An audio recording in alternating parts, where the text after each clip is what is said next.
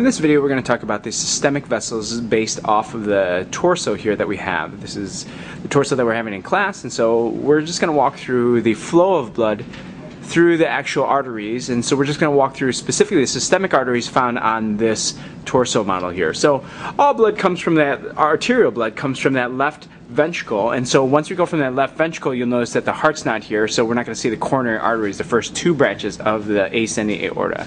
But we still see, after that, we still see a bit of the ascending aorta right here, and you could imagine the ascending aorta first then gives then the arch of the aorta, and you can imagine the arch of the aorta has three branches, right?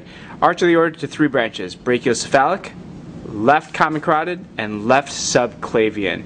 Brachiocephalic will split into the right common carotid and then the right subclavian. And then if we're taking a look at the common carotids, they'll go up into the neck with the internal and external carotid, and we actually see just two of the branches of the external carotid here, the facial artery here, as well as then the superficial temporal artery.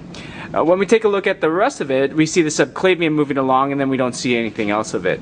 But on the model, it continues as the arch of the aorta moves into the descending aorta, creating then the posterior intercostal arteries. You can see all these branches going into the intercostal space there.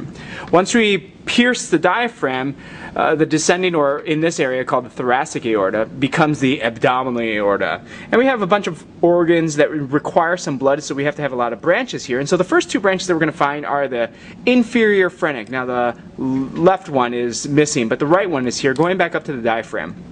So inferior phrenic, coming back up, and then we get the next one, a large celiac trunk. The celiac trunk supplies many of the arteries that we have in the abdominal cavity. To the left, this guy would travel to the left, become the splenic, because the spleen is on the left side. The right is the common hepatic, and then this one coming straight up is the left gastric, and that would supply the stomach. So left common hepatic go to the liver and some of the small intestines, while the splenic to the spleen and left gastric to the stomach, or at least part of it. After that we get the superior mesenteric. Now mesenteric is that covering, or membrane covering, going to the small intestines and the colon, and so we can say that the superior mesenteric takes care of all of small intestines, ascending and transverse colon, or at least part of it. After that we get the blood vessels that go up to the suprarenal glands. This is called the suprarenal, and then they go straight across to the kidneys, called the renal glands, and then going down to the gonads, called the gonadal. Now if this was a male species, we can't tell, so this is a male, it would be testicular. If it was female, it would be ovarian. After that, the last branch that we see here is called the inferior mesenteric, which takes care of the last bit of the transverse colon, descending colon, sigmoid colon, and then the rectum as it continues on. Abdominal aorta then splits into the two left and right common iliacs, which then give off the external and internal iliac, and then the external iliac continues as the femoral artery as it goes onto the thigh. And so those are all the arteries that we see here, and that's our tutorial.